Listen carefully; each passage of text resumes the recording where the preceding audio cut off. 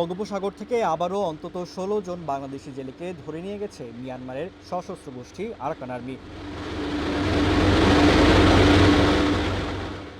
বুধবার দুপুরের পর বঙ্গোপসাগরের সেন্ট মার্টিন অংশ থেকে দুটি ট্রলার সহ জেলেদের ধরে নিয়ে যায় তারা।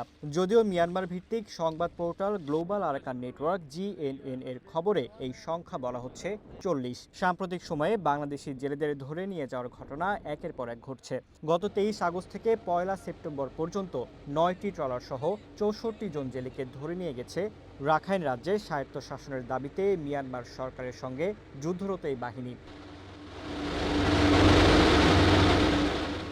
সাধারণত সাগরে মাছ শিকার শেষে টেকনাফে ফেরার পথে আরাকান আর্মির সদস্যরা স্পিডবোটে জেলেদেরকে ধাওয়া করে অস্ত্রের মুখে জিম্মি করে নিয়ে যায়।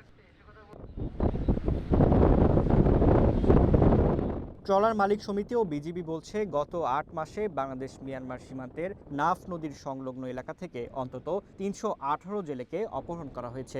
এর মধ্যে বিজিবির সহায়তায় প্রায় ২০০ জনকে ফেরত আনা হলেও বাকি জেলেরা এখনও আরাকান আর্মির হেফাজতে রয়েছেন। নানা কারণে আরাকান আর্মি বাংলাদেশি জেলেদের ধরে নিয়ে যায়। যাদের ধরে নিয়ে যায় তাদের সবাই নিম্নবিত্ত পরিবারের লোক হওয়ায় ওই সব পরিবারে নেমে আসে দুর্ভোগ।